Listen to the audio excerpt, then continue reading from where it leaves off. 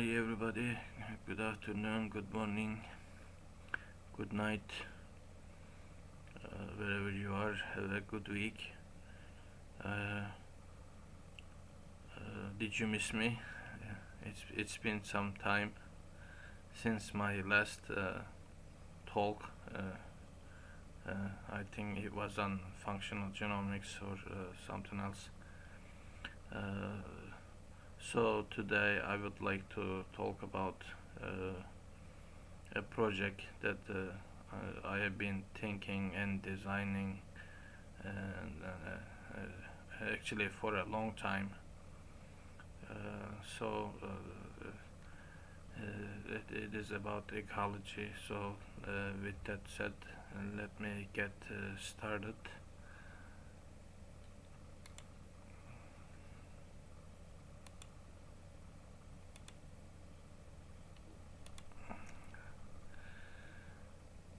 Okay, so actually I have posted the project on my blog. That is listed on my Instagram page. That is East Eden Place blogspot.com. East Eden Place blogspot.com. So it's an academic project regarding biodiversity and especially for mushrooms. It is in Turkish, so I will try to explain it in English. So maybe you could do similar projects elsewhere. You know, upon my graduation from UW Milwaukee, which was a molecular program, I studied yeast genetics and in biological sciences department. So even though it is necessary, I am glad I worked on DNA and molecular work and genetics. But at the end, it is all about living organisms. It is all about life and microbial life. It is all about cells at the basic level. So it doesn't matter. I mean, you are an entomologist or a zoologist or botanist or just or a medical doctor. It all comes down to the basic structure of cell and how does cell work. It's simple basics like atomic structure. I mean, it just you wanna just learn about this planet.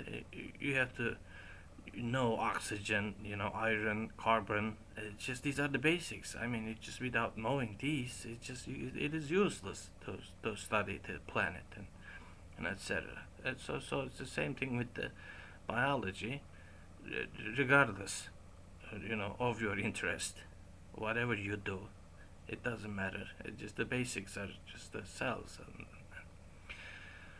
so, I wanted to do ecology actually. Just so upon completion of my work at UWM, which was a master degree. I wanted to actually continue my work in Turkey. You know, there are many reasons. There's an expression. It says, unfinished business. There's something you want to do actually. Once you get into science and once you learn how much you don't know about life and about the genes and genetics and everything, in summary, you just want to continue this journey because you have just stepped into the forest of ocean. You just want to get deeper into the forest. I mean, it just it attracts you. That just how can I explain this? It is deep, it is vast, it is huge. This knowledge of forest, or just or forest of knowledge, same thing. It just it pulls you, and it's just like, and then you have to be sane to to know what you're doing, and not to get lost. But it is a magical being, this forest. And I know the forests in Turkey. The university I graduated from is located in the western part of the Turkey, in the Balıkesir province, which is a region filled with forests, all kinds of forests, like pine forest, and then we have mountains here. We have oak, forest, and old oak forest, and beech forest, and etc. So I wanted to continue my work in Turkey, again studying life science, studying life. And then at the time, I was thinking of DNA, barcoding, DNA fingerprinting of the insects, because at this stage in Turkey, a lot of the biologists, are busy with conserving this biodiversity. Why there is biodiversity in Turkey? Just very simple reason, because of the ice age. The ice age just didn't harm the flora and the fauna of the Turkey. And it's a historical fact too. All the bugs, and most of the ecology actually migrated from Turkish mountains, and Turkish flora and Turkish fauna towards north after the ice age. So oftentimes European scientists and other people come to Turkey to study the origins of these organisms, or insect taxons, and insect groups, and etc.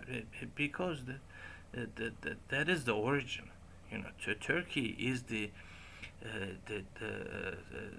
is the place for origin of many genes.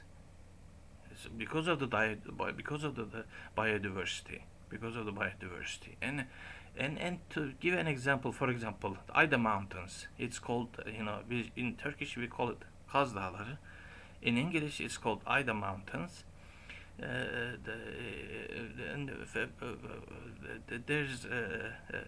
There's a tree there, Abies equitrojani.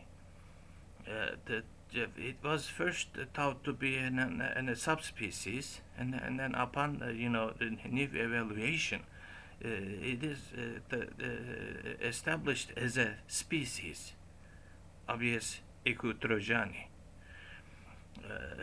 which is specific to the Ida Mountain.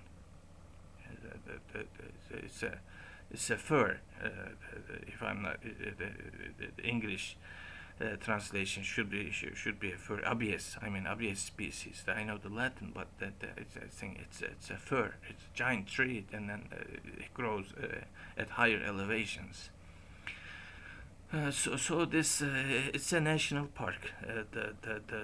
Most of the regions in this mountain, Ida Mountain, is classified as national park. It is under protection, because there are many living organisms living there, because of its diversity. It is very important to study the area, and it's the gene center, and so you have to protect. It's the reserve, genetic reserve for biodiversity.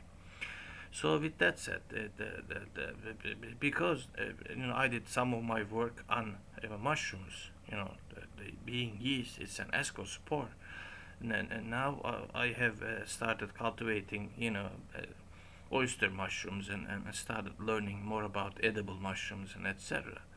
But but as I study these mushrooms and their ecology, it is impossible not to be impressed, with their ecology. Because oftentimes, you see these mushrooms in local bazaars and local produce markets and etc.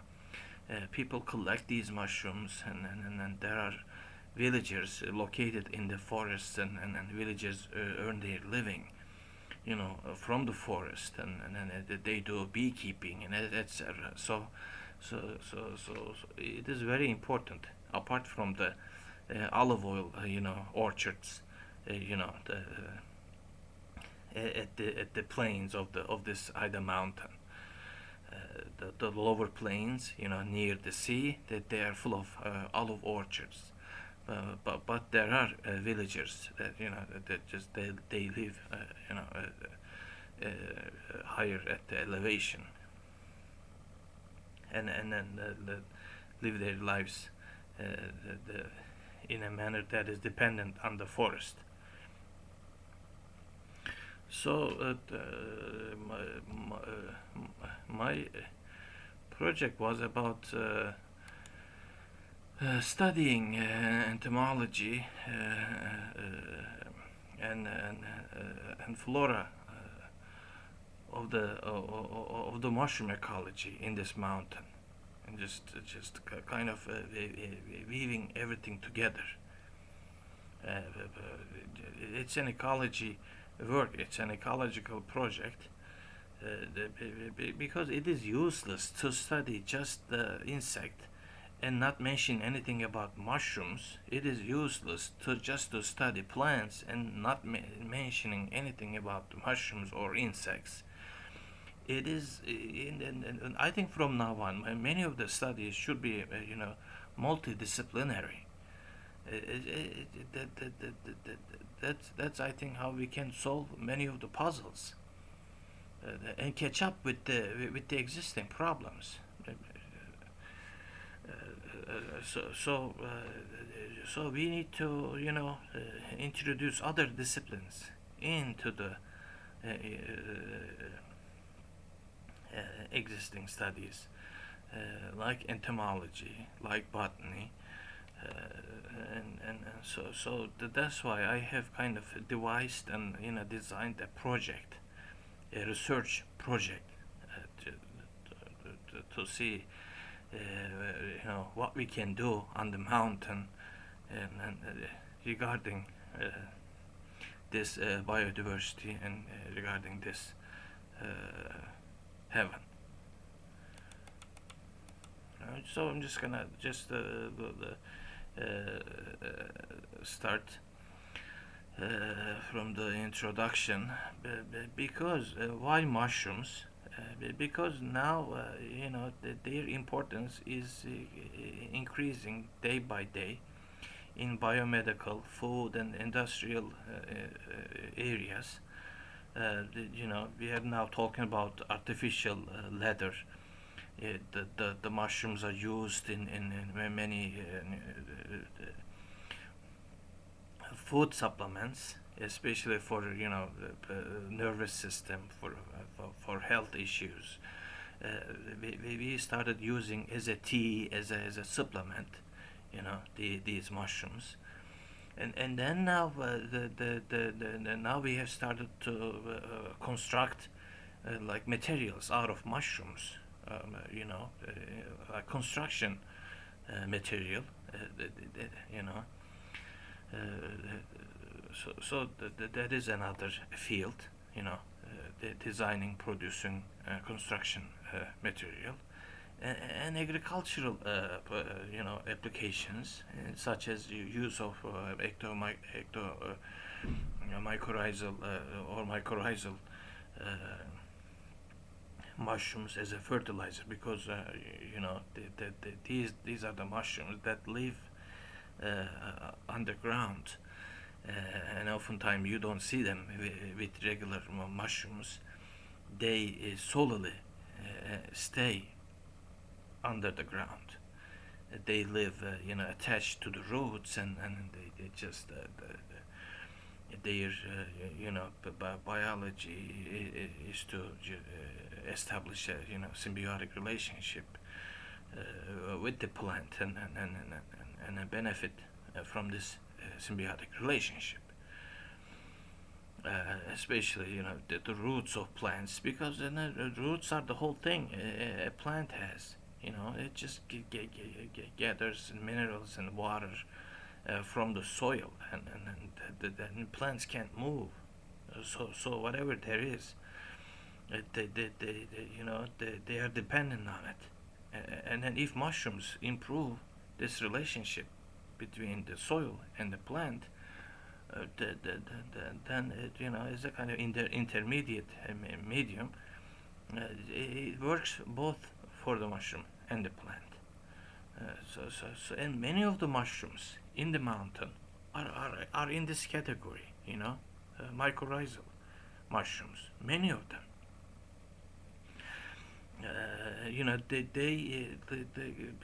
They are found near the roots of the pine trees. They depend on pine trees, for existence.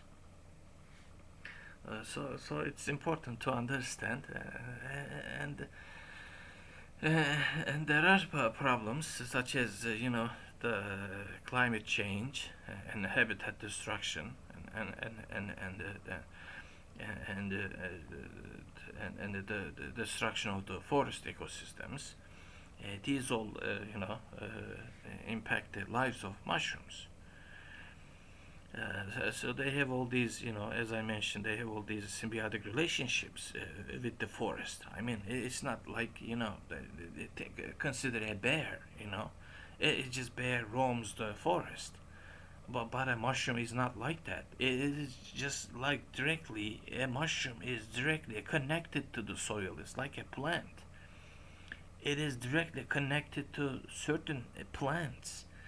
That's how mushrooms live, as a root, with their mycelium. So we see the fruiting body of the mushroom oftentimes, but there is far more to see beyond that. That is the mycelium body, and which is big, which is huge, which we don't see.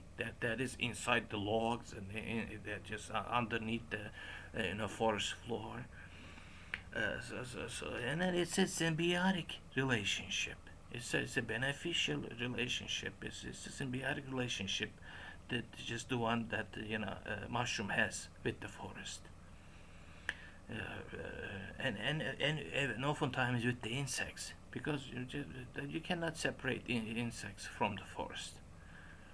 It's just a triangle. So we're just gonna, this project actually about this triangle, the entomology, the plant, and the mushroom. You know, uh, they recycle the wood. And it's a whole system. The forest is a living system. It just lives on its own. That it recycles. Recycling is important. Maybe because you have to reuse the materials,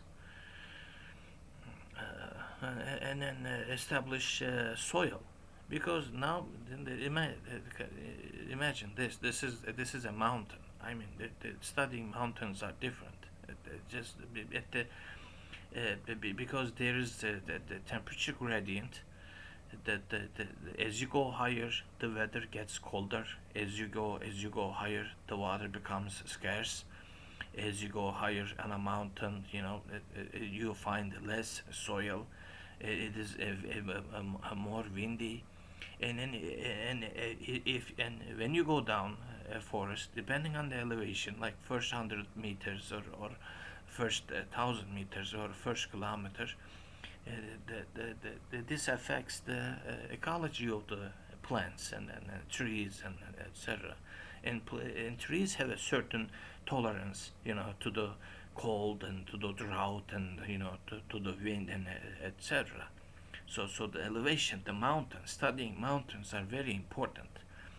You have to have the device and you have to check the elevation wherever you go. You have to check the elevation. The ecology changes at every 500 meters. You go up the mountain, first 500 meters, second 500 meters. As you climb, the ecology changes drastically because the conditions change. Very simple. And then this variety of conditions just ends up with the biodiversity. So the studying mountains is just a huge thing. It's very important, and it harbors biodiversity, and biodiversity means a solution to many problems that we have today. In the industrial problems, the medical problems, etc. So the goal of this project is to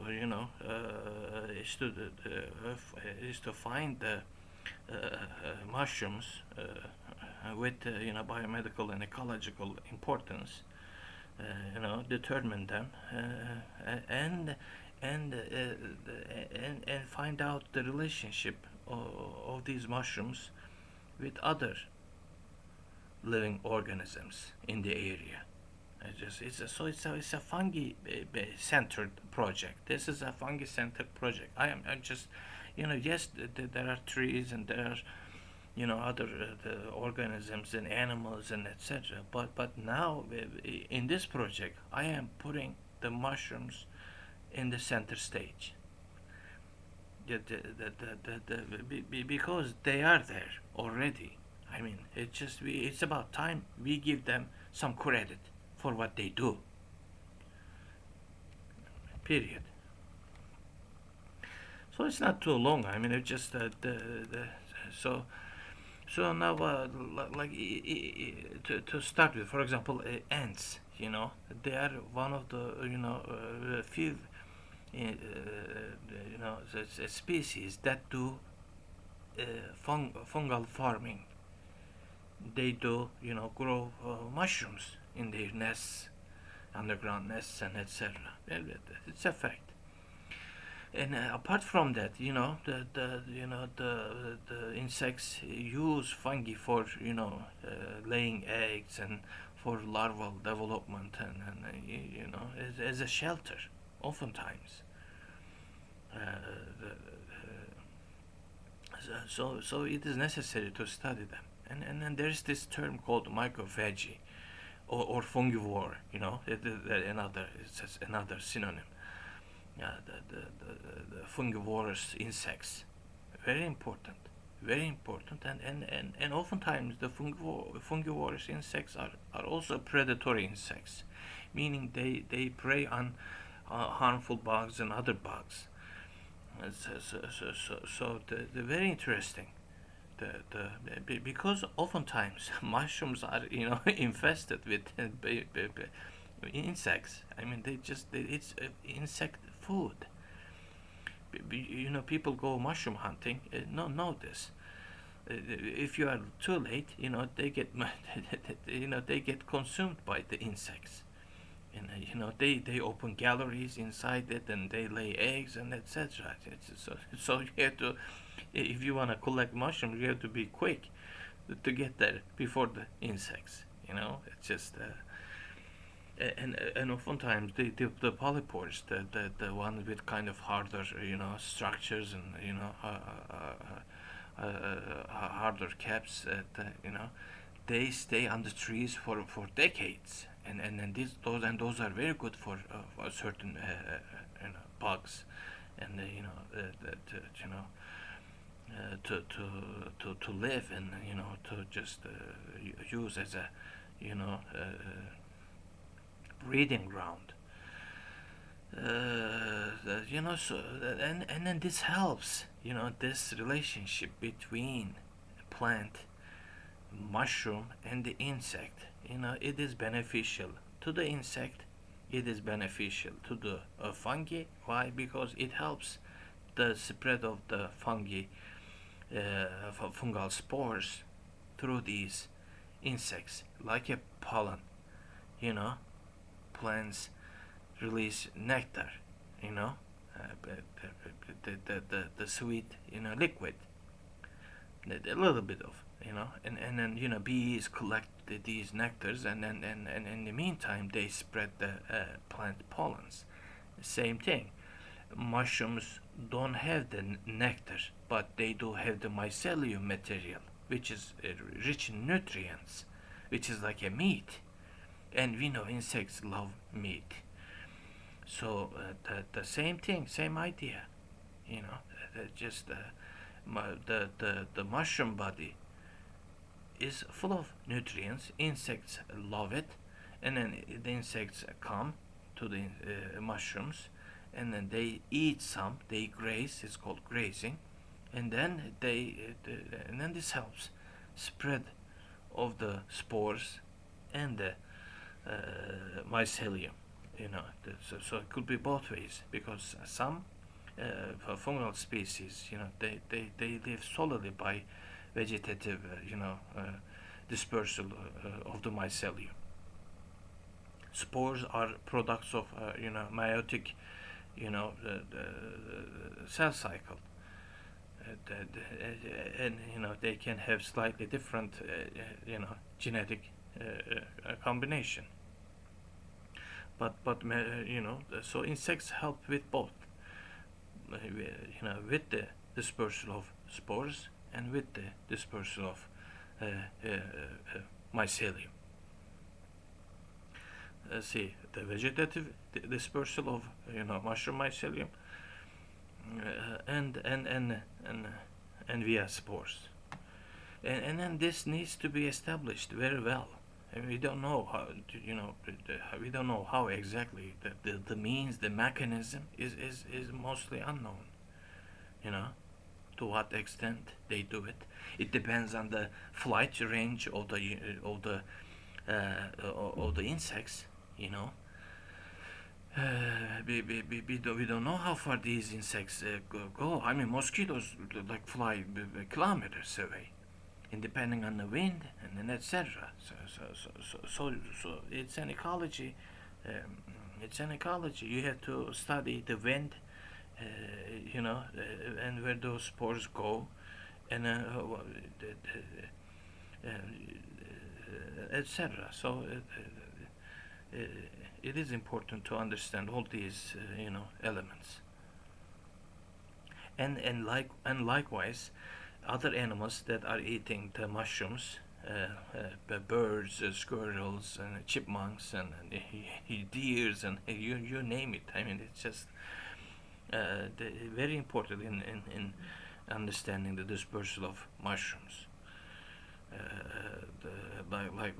Woodpeckers, for example, they just they open gaps, in the trunks, and those are beautiful, for the mushrooms, and then the mushroom mycelium could be utilizing those cracks and etc. And to understand both the beneficial and the pathogenic fungi, to understand the functions of beneficial and pathogenic fungi. So it's important to study all these interactions, as a pollinator. I mean, insects, one big role they have, pollination. I mean, and it includes mushrooms too. So the first things first, so we have to understand. I mean, not all the time bees. That there are other insect species that are dependent on wood and the mycelium on the wood. The colonization of mycelium on trees like oak, can help many insect species. And oaks live for thousands of years. I mean, they can live up to 2,000 years. They're just, huge trees. Quercus robur, for instance. I have seen myself when I visited, Swedish, royal forests and etc. So they're just huge trees. Quercus robur. It's like an ecosystem by itself. A tree is an ecosystem by itself. A tree is not an organism, and like we are, we have many bugs living in our, intestines and etc. And same thing for trees. And then there are many insects dependent on the trees. There are many insects dependent on, old growth forest. That is a reality. I mean, that is just, once you enter an old growth forest, it is a wonderland because of the biodiversity, because of these mushrooms, and the flora and the fauna associated with them. It's just a wonderland. And how come you don't study it? And then on top of that, you try to destroy it. You say, "Oh, there is gold here. There's this mineral here. Let's dig it up, and let's destroy the whole ecosystem." Oh, we found gold here. Great, great. Keep digging. So it is to, the idea is to, study this, nutrient and, seed ecosystem. Uh, and if we can do more research on the laboratory by collecting specimens and etc. Whatever is needed, to understand these relationships. So the project aims to, include laboratory research, uh, uh, to better understand, these relationships.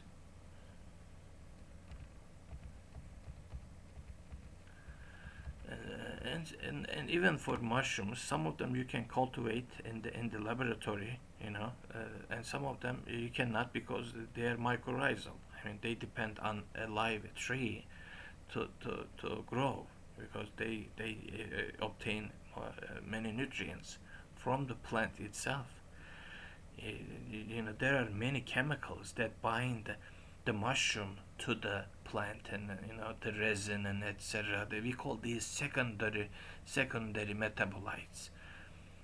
We don't know what exactly they are. I mean, the relationship between a fungi and a plant is huge, is big, and it's just the chemistry of this is very important. And the same thing for the relationship between mushroom and insects. Again, secondary metabolites. Insects are attracted to the mushroom bodies. Same. The metabolites.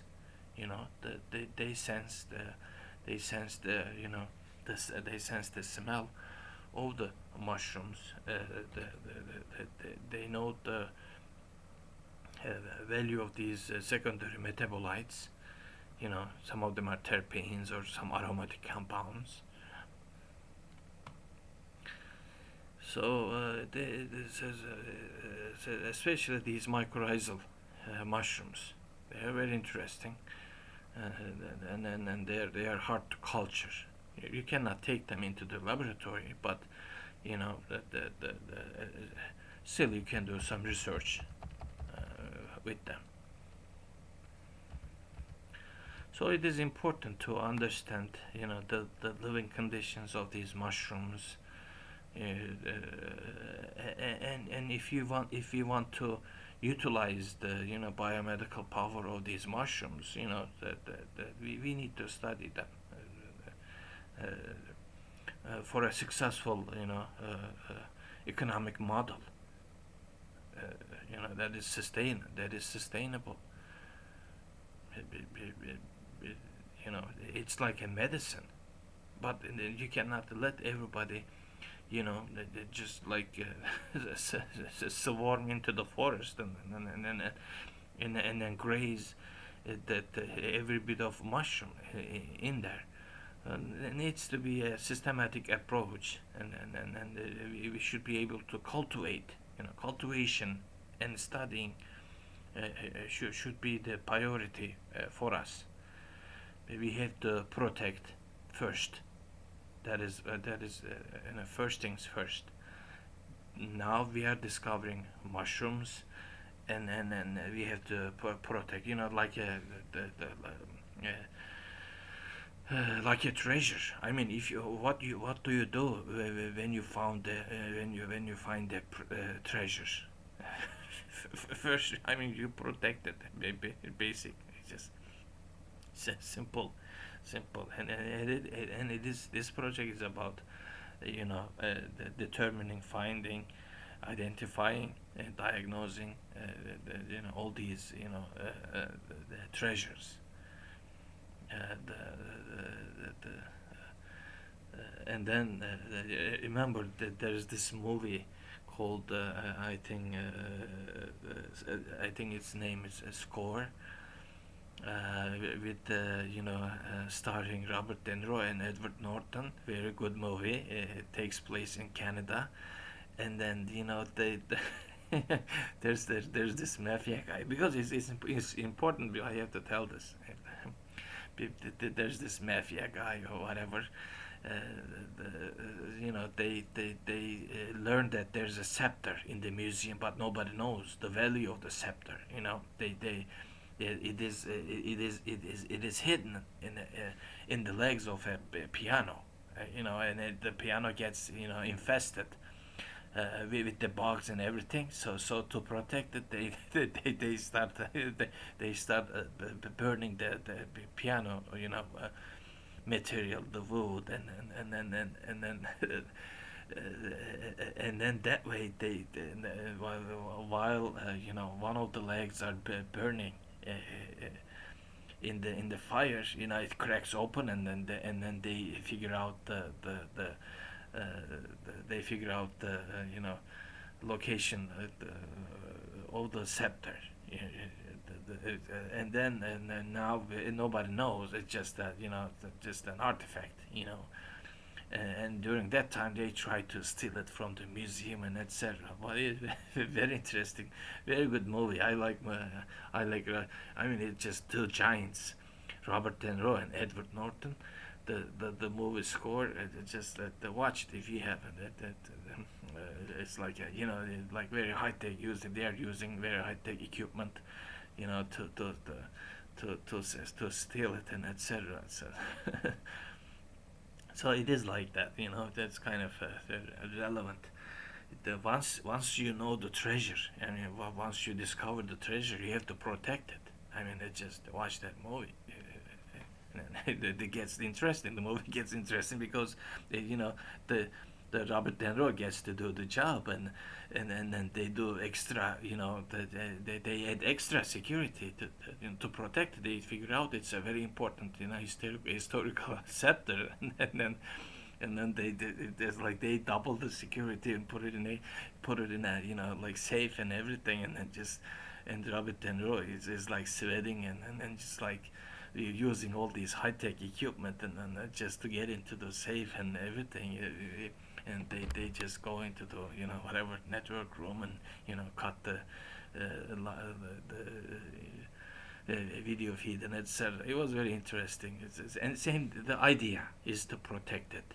I mean, it just once you know the treasure, you have to protect it. It just and with the same mentality, we lost many of the Turkish cultural heritage.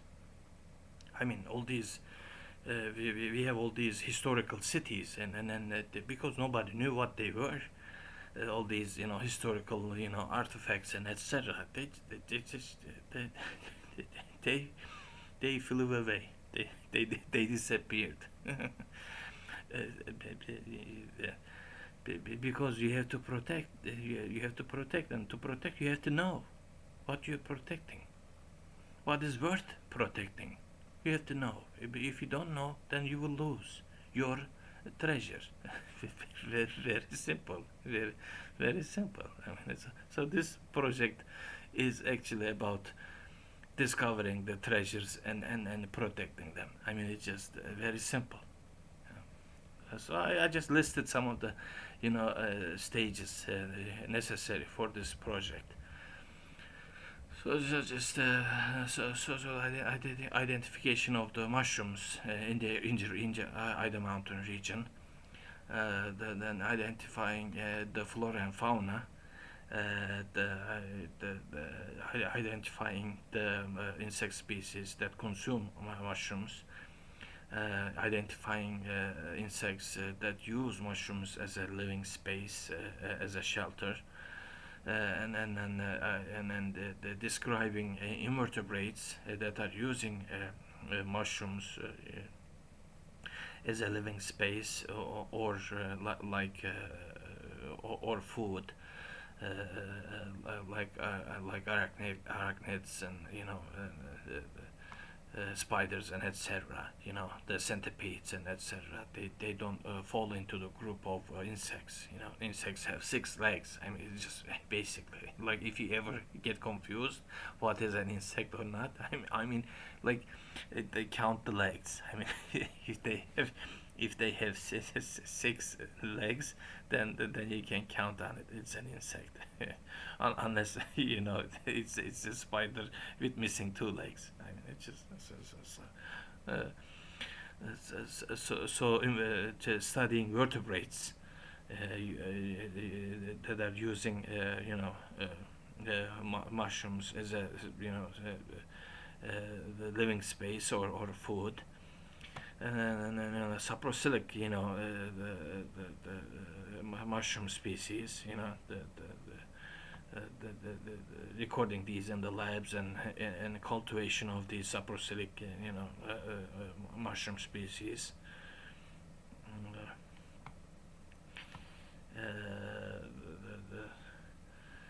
And then the barcoding, DNA barcoding of these mushroom species, and then sequencing them.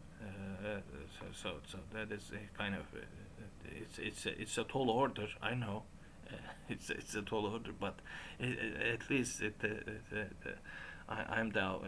I am putting it down. So that whatever the stage, every one of them is a paper actually. It's just but if we can do, if we can work as a team, every one of these items is a paper by itself. By itself is a 2 year by itself. Every one of these, the stages, is a PhD dissertation, or a master's degree work. But we are here to do these things. Why do we have the biology department for then? Why do we have the biology department if you're not going to study mushrooms, insects, and the flora? Why?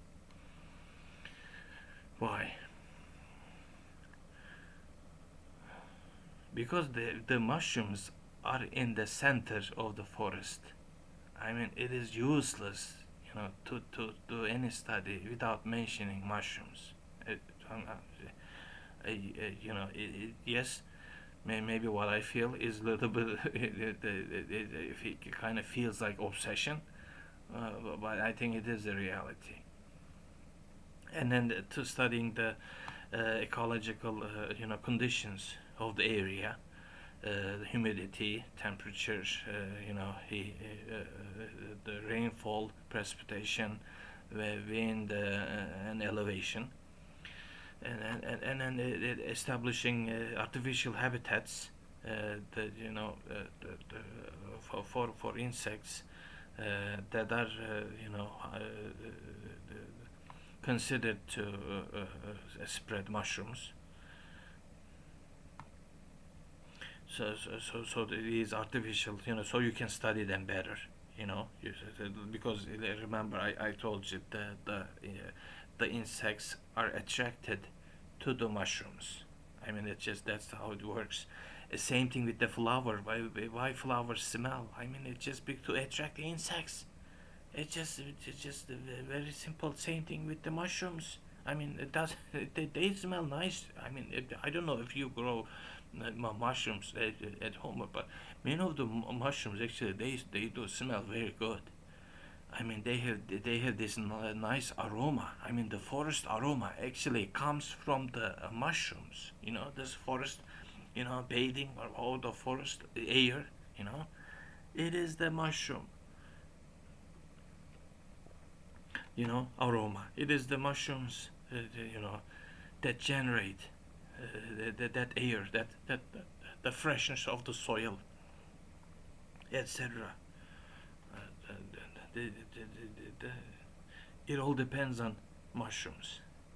And then if you use certain of those mushrooms, you can attract insects, and you can study them easy, and then see because they're like you can use them as a breeding ground, and then see what kind of insects hatch, at the end of 2 3 weeks, or 2 3 months, and etc. Use a fresh mushroom, and then let them infest it, or use it as a breeding ground, as an incubator, and then see who's hatching and what is hatching. Very simple. And then establishing the pathogenic fungi in the area, because some fungi are some fungi are dangerous, harmful to the trees. I mean, just so it is important to to watch the firewood. Now we have this springtime. I am telling, do not carry firewood beyond, like 40 kilometers, like beyond the city range. Do not carry firewood. You are carrying bugs and fungi, so that is very important. And I did many camping trips, and many of them I had the same, I saw the I saw the same warning. Do not carry firewood. So you buy the firewood at the place you camp. You don't carry firewood. You don't carry wood. Just basically, I mean, it stays. What is cut in terms of wood stays in the same area. Otherwise, you are carrying these, pathogenic mushrooms, or pathogenic fungi, or pathogenic, insects, and etc. It's important, because we are now approaching the springtime. Now people will build a fire, bonfires, and etc. I repeat, do not carry firewood long distances. In the same city, it's okay. In the same city, it's okay. But between cities, no, not good. Not good. You cannot carry a forest from point A to point B. Period. It's simple. So it's important to understand the pathogenicity of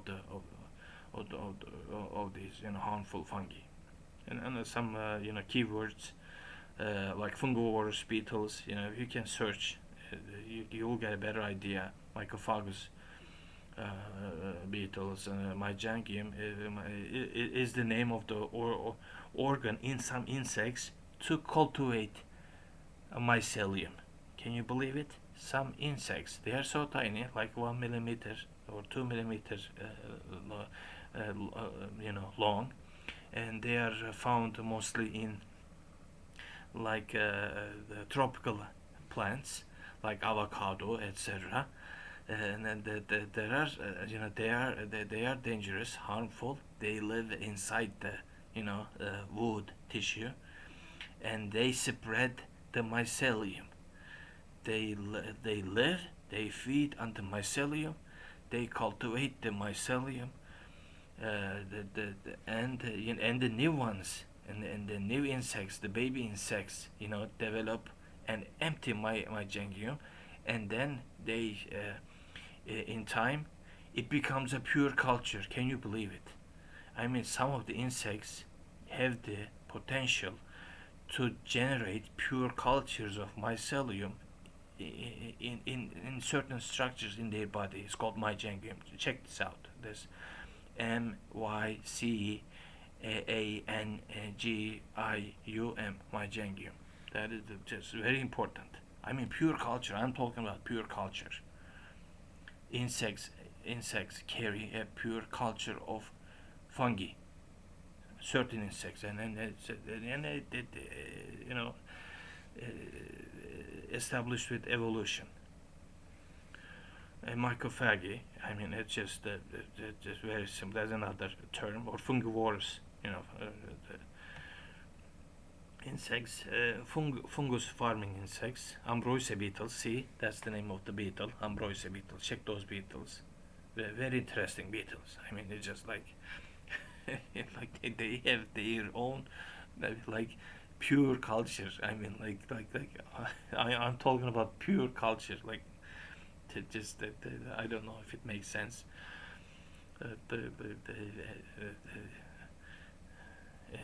Without sterilizing it. I mean, how do they do it? It's just very interesting. How would you establish a pure culture in the body of an insect? It's a symbiotic relationship. But these are harmful to the trees, though. Ambrosia beetles. They are these beetles. These beetles are kind of harmful they are dangerous. If you find them in tropical plants, like a lot of avocado plantations, you know or a lot of plantations, with tropical plants, and then get this out, and you have to check. They are very tiny, like 1 millimeter long. Ambrosia beetles, Ambrosia beetles. You know that. Mostly they are, and they disperse fast. You have to, like, they establish couple generations in the same season. So some of the work packages regarding these projects or stages. So establishing the station map, just establishing the locations, because this is a huge area. You cannot study everywhere, but you can detect certain hot spots, to say, and then and you have to map it, very carefully. It requires the knowledge, and then you can talk to the villagers and etc. To get information. That's why it is important to work with the indigenous people, and then to work with the locals to establish a good location, and map the project area, and pick the trees, that harbor mushrooms, especially those polypores, because polypores, they live on the mushrooms for decades. I mean, just up to 30, 40 years. They grow. Even if the tree falls down, they continue growing. You know, they feel uh,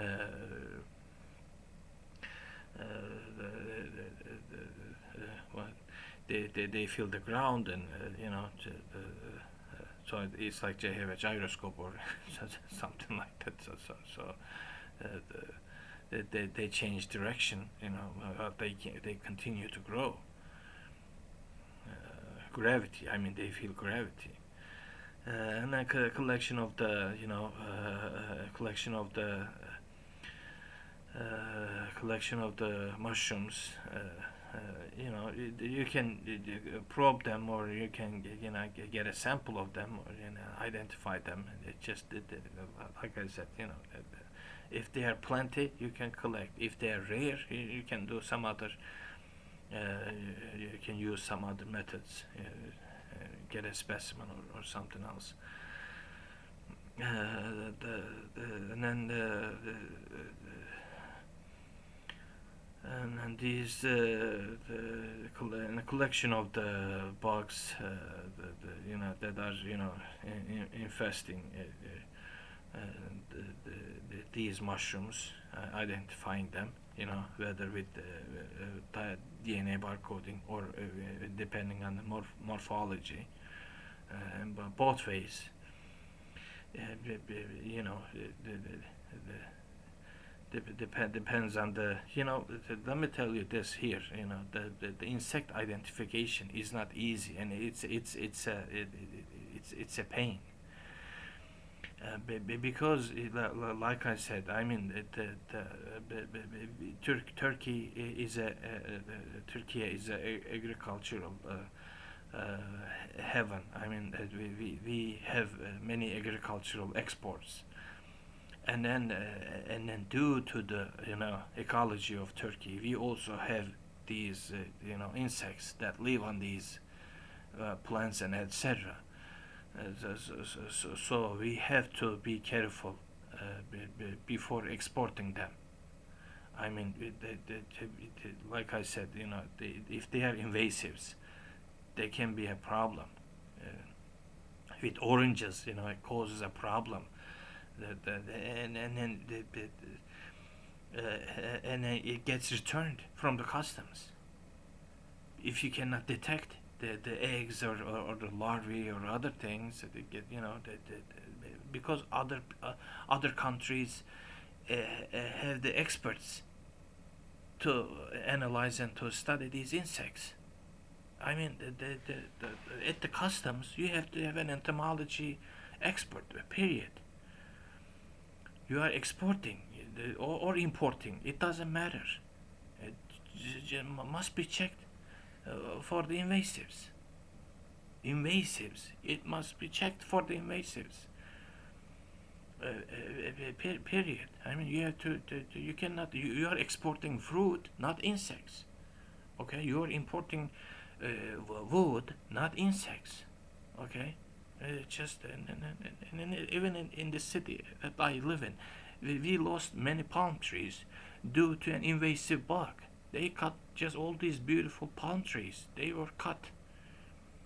They were cut because they were infested with a palm bug.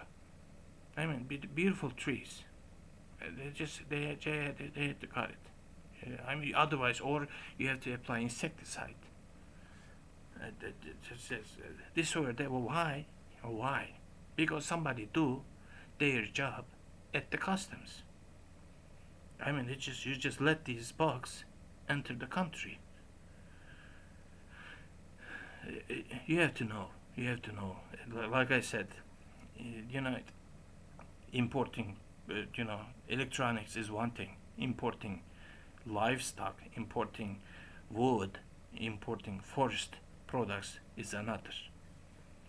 So the production of artificial habitats containing mushrooms,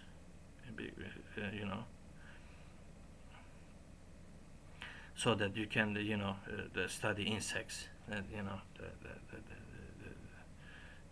to analyze them, whether they use it as a shelter or a food. etc. Distribution of these artificial habitats.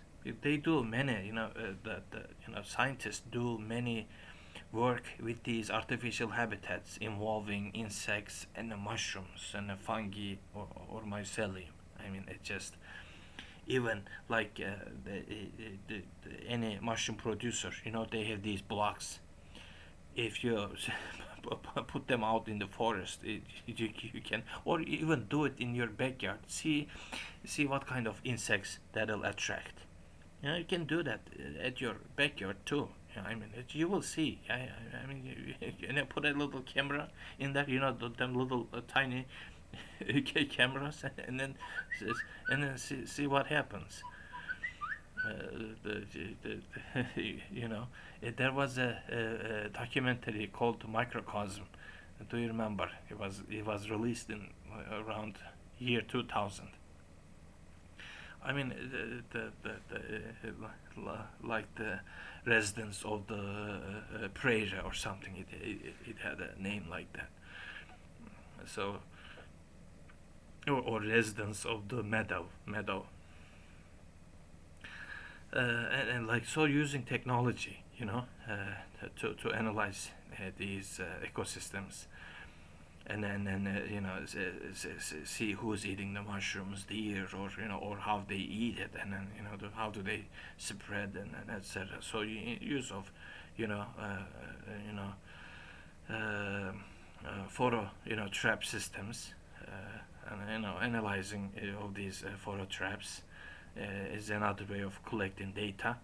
Very easy. Even I have encountered a paper. They have established a camera right underneath the polypore, right underneath a polypore mushroom under tree, to see which insects are going in and laying eggs and etc. Very, very important. And then maybe you can use artificial intelligence to analyze some of that. And then like nowadays everybody using AI, but how are you going to train the AI to do this sort of work? You have to have some sort of training material, for the AI, to be able to do something. And so those artificial habitats are important. The technology and artificial habitats without damaging the natural world. And then analysis of the insects that are collected from these artificial habitats. That is the best way to study it. I mean, it's like imagine like putting all these mushroom blocks in the forest and in various places, in various stations, and hang them on the trees, and just depending on the species of all these blocks. I mean, it could be a reishi block, it could be a honey mushroom block, or oyster mushroom, or there are many, and now they are cultivating even cordyceps. You can study. It'll be interesting to include cordyceps actually in this study. So I think, and then let's continue. See the analysis and the study of the secondary metabolites, because these are the molecules that are originating from the mushroom blocks or from trees. They have this trap called window trap. A lot of the entomologists use the window trap. It's a plastic, kind of a window thing, and then flying insects kind of hit it and drop it into a alcoholic pool. Like it's a solution similar to the antifreeze. It kills the bug instantly, but it is necessary to study, and it is used in conservation studies to detect these insects. And then and I was telling them, these insects are attracted to the trees, maybe due to the presence of this mycelium or the mushrooms. I mean, how are you going to know what the insects are coming to the fruit, to the trunk, to the leaf, or to the mushroom. So it's important to analyze to understand the secondary metabolites. You know, what's the smell? What is attracting insects?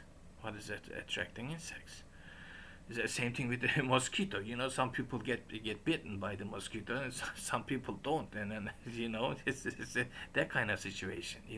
Because they say your blood is like sweeter than the other person's blood. It's like, isn't it? Isn't it? Some people get bit more. The mosquitoes love some people more than the other. Same relationship between insects and mushrooms. Some get bit and some don't. It's the same. And then that's the analysis of my Jengia. I hope I am pronouncing it right. Those are the organs that carry pure fungal cultures. Very very interesting. And then see if insects carry that or not. It's a pit, oftentimes found on the dorsal region of the. There are some papers, if you look up papers with this, it's a pit on the dorsal region of the mushroom, carries pure fungal culture. And another important, issue is the spores. Dispersal of spores with uh, with insect body. You know, and understanding the morphology of these spores. You know, and then whether can these spores go through insect digestive system. You can cut open, and analyze the gut content of the insects to see if there are any viable spores or viable mycelium. It just depending on the insect. And then the DNA analysis of the mushrooms, the sequencing and etc., and then evaluation, and then closing, and this is it. So the ladies and gentlemen, I mean, this is a this is a comprehensive project. It's a big one. Every one of these items is a is enough work for a master's thesis or even a PhD thesis. I mean, it's just very important because I got these ideas from the literature. I mean, it's just I've been reading the literature for actually 4, 5, 6 months. This I have started in year 2023, and then this fall I have started writing this and getting the ideas and etc. But and even I wanted to get some specimens and etc. But just you have to get funding, and you have to find the expertise. That is the second problem. Finding local experts is challenging. This will take a team, to do all this, and but it's just it's an idea, and I think it's a good project. I put it all together, and maybe it serves as a guidance. It serves as a roadmap. That to anybody that is interested, just using technology, using AI, using artificial, habitats, and using DNA work, that using DNA barcoding, to understand, the spore analysis. But the most important part is it gotta be mushroom centered.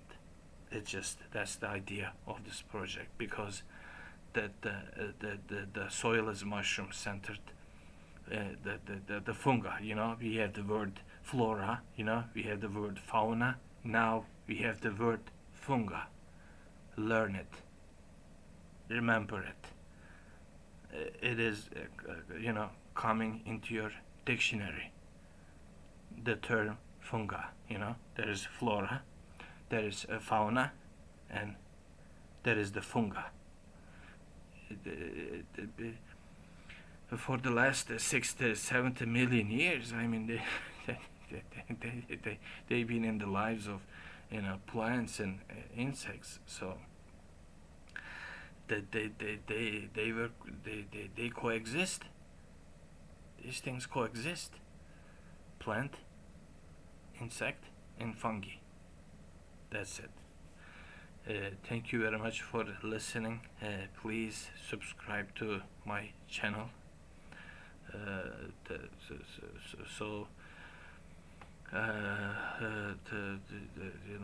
These kind of academic scientific work is necessary, and somebody needs to explain these things on media. Just not easy, because yes, there is academic work, but trust me, work regarding entomology, work regarding fungi, doesn't exist much. I know it, because it is not easy to go into the forest and to collect specimens and doing all the work. It is not easy. It's not easy. Protecting the old growth forest is important. Is necessary. Protecting the soil is necessary.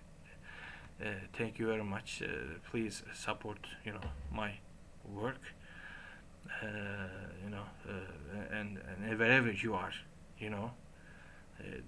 try to conserve your forest, your grasslands, and your wetlands, and it just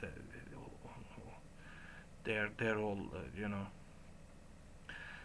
important. Thank you very much. Have a good day. Good night. Love you. Bye bye.